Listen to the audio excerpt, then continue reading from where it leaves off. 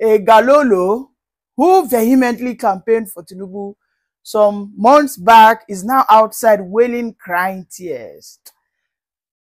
I mean, I so much love my Igbo brothers because they are not going to fall for this gimmick. Oh, now he's a preacher of unity. He's now a preacher of, let us release Nnamdi Kanu. Let Mazi Nnamdi Kanu go. The unity of the country is sacrosanct.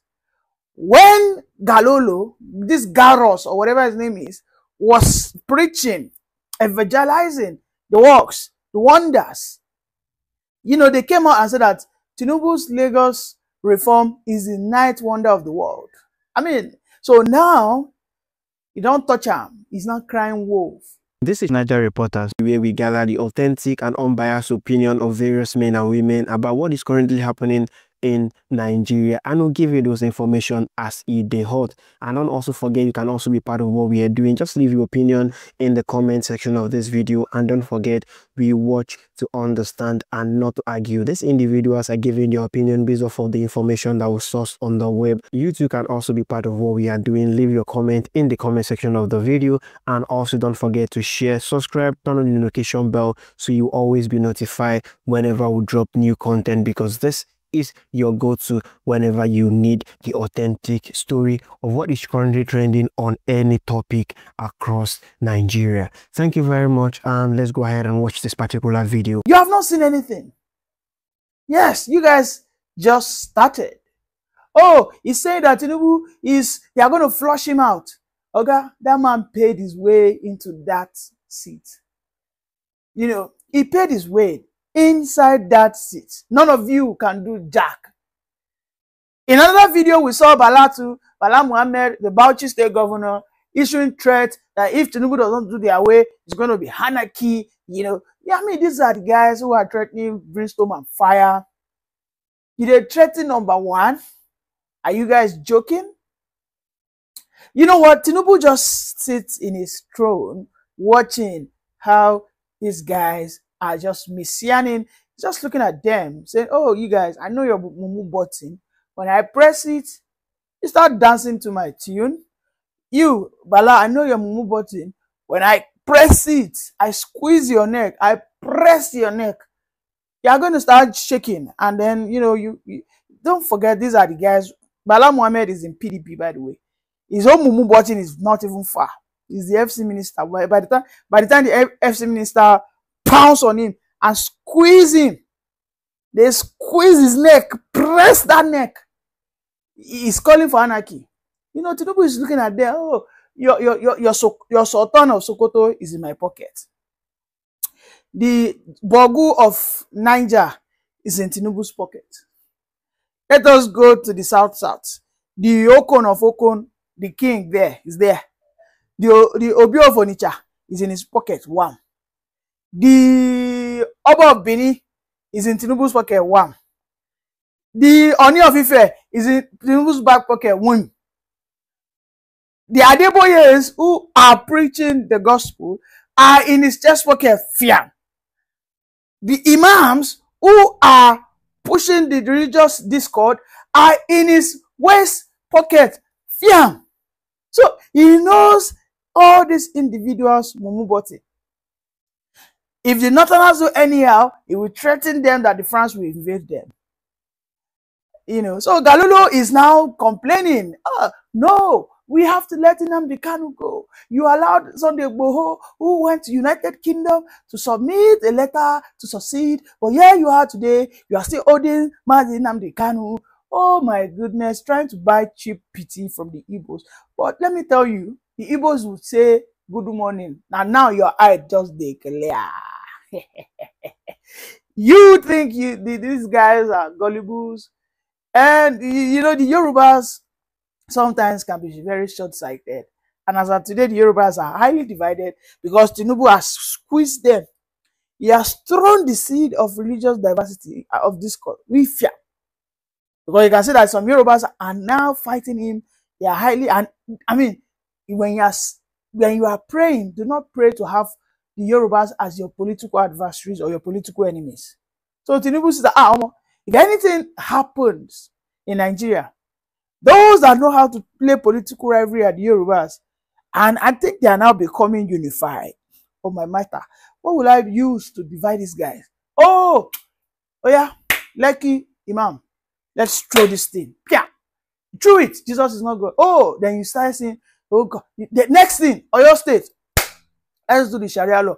God, no, we are Yorubas first. Some people say, I'm not Yoruba first, though. Though I am Yoruba, but I am Muslim first. Then the issue started. Everybody is divided. Nobody knows which direction. Nobody is talking about Tinubu anymore. Now, Tinubu is having his way, enjoying, flexing, cruising his Airbus here and there. I mean, you can see what's going on. So, Bala Muhammad, who thinks he is now squeezing Tinubu's neck. Tinubu doesn't have your time yet. And Gadolo or Goros, or whatever his name is, you know, he said Yemi Cardoso appointed Yorubas everywhere. Hello, good morning, how are you? You think these guys are joking?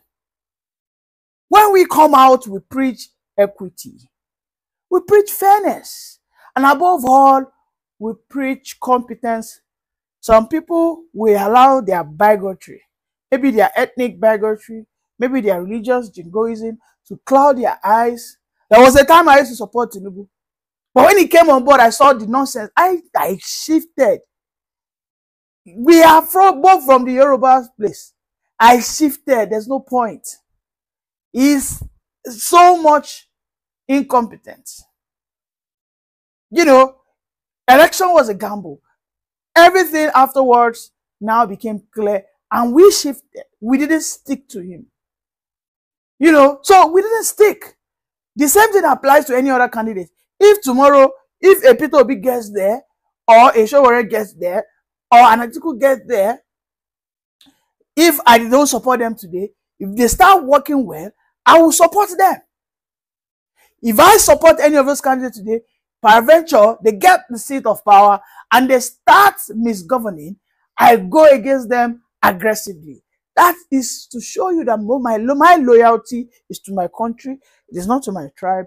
It is not to my religion. Oh, Egarolo come out again. Oh God, these guys, they ask, we are going to flush them. How do you intend to flush them out? Have you forgotten the poverty that is eating deep into the pocket of the people in the north? All it takes, Tinubu, is just throw bags of rice to them. Go and give them rice. Give them rice. All of them will forget what the sufferness is. Just throw rice to them. I was Tinubu now asked, what are you going to do about this issue of rice stamp? He said, Nigerians are hungry. He said, Nigerians are not organized.